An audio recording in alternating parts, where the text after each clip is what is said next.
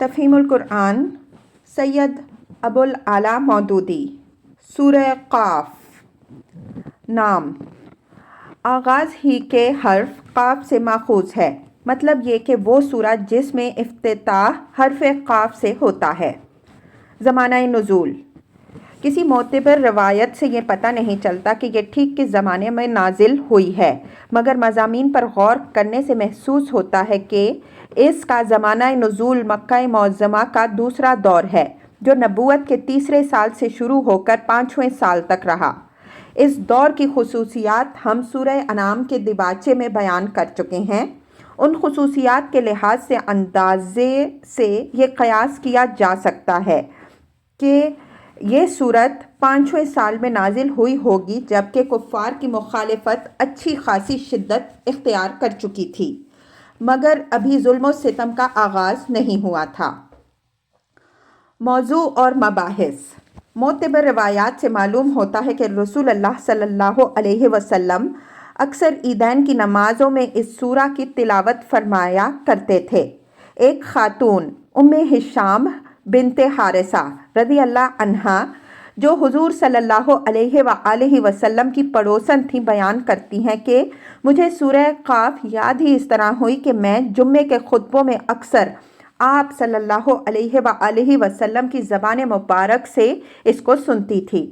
بعض اور روایات میں آیا ہے کہ فجر کی نماز میں بھی آپ صلی اللہ علیہ وآلہ وسلم بکثرت اس کو پڑھا کرتے تھے۔ اس سے یہ بات واضح ہے کہ حضور صلی اللہ علیہ وآلہ وسلم کی نگاہ میں یہ ایک بڑی اہم سورت تھی، اس لیے آپ صلی اللہ علیہ وآلہ وسلم زیادہ سے زیادہ لوگوں تک بار بار اس کے مضامین پہنچانے کا اہتمام فرماتے تھے۔ اس اہمیت کی وجہ سورت کو بغور پڑھنے سے بآسانی سمجھ میں آ جاتی ہے۔ پوری سورت کا مضمون آخرت ہے۔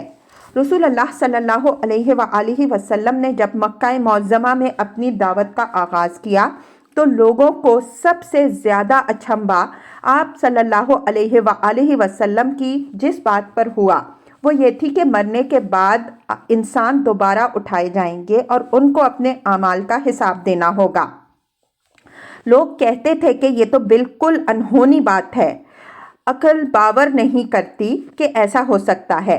آخر یہ کیسے ممکن ہے کہ جب ہمارا ذرہ ذرہ زمین میں منتشر ہو چکا ہو تو ان پراگندہ اجزاء کو ہزارہ برس گزرنے کے بعد پھر اکٹھا کر کے ہمارا یہی جسم از سر نو بنا دیا جائے اور ہم زندہ ہو کر اٹھ کھڑے ہوں؟ اس کے جواب میں اللہ تعالیٰ کی طرف سے یہ تقریر نازل ہوئی۔ اس میں بڑے مختصر طریقے سے چھوٹے چھوٹے فقروں میں ایک طرف آخرت کے امکان اور اس کے وقوع پر دلائل دیے گئے ہیں، اور دوسری طرف لوگوں کو خبردار کیا گیا ہے کہ تم خواہ تعجب کرو یا بعید از عقل سمجھو یا جھٹلاؤ، بہرحال اس سے حقیقت بدل نہیں سکتی۔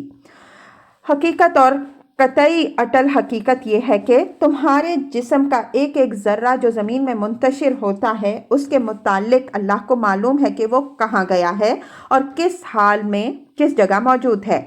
اللہ تعالیٰ کا ایک اشارہ اس کے لیے کافی ہے کہ یہ تمام منتشر ذرات پھر جمع ہو جائیں گے اور تم کو اسی طرح دوبارہ بنا کھڑا کیا جائے گا جیسے پہلے بنایا گیا تھا۔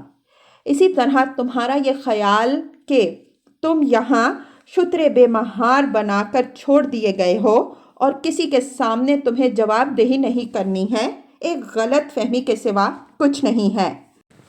امر واقعہ یہ ہے کہ اللہ تعالیٰ براہ راست خود بھی تمہارے ہر قول و فعل سے بلکہ تمہارے دل میں گزرنے والے خیالات تک سے واقف ہے، اور اس کے فرشتے بھی تم میں سے ہر شخص کے ساتھ لگے ہوئے تمام حرکات و سکنات کا ریکارڈ محفوظ کر رہے ہیں۔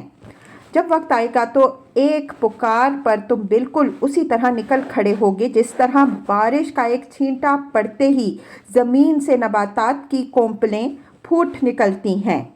اس وقت یہ غفلت کا پردہ جو آج تمہاری عقل پر پڑا ہوا ہے تمہارے سامنے سے ہٹ جائے گا اور تم اپنی آنکھوں سے وہ سب کچھ دیکھ لوگے جس کا آج انکار کر رہے ہو۔ اس وقت تمہیں معلوم ہو جائے گا کہ تم دنیا میں غیر ذمہ دار نہیں بلکہ ذمہ دار اور جواب دہ تھے۔ جزا و سزا، عذاب و ثواب اور جنت و دوزخ جنہیں آج فسانہ عجائب سمجھ رہے ہو، اس وقت یہ ساری چیزیں تمہاری مشہود حقیقتیں ہوں گی۔ حق سے عناد کی پاداش میں اسی جہنم کے اندر پھینکے جاؤ گے جسے آج عقل سے بعید سمجھتے ہو، اور خدائے رحمان سے ڈر کر راہ راست کی طرف پلٹ آنے والے تمہاری آنکھوں کے سامنے اسی جنت میں جائیں گے جس کا ذکر سن کر آج تمہیں تعجب ہو رہا ہے۔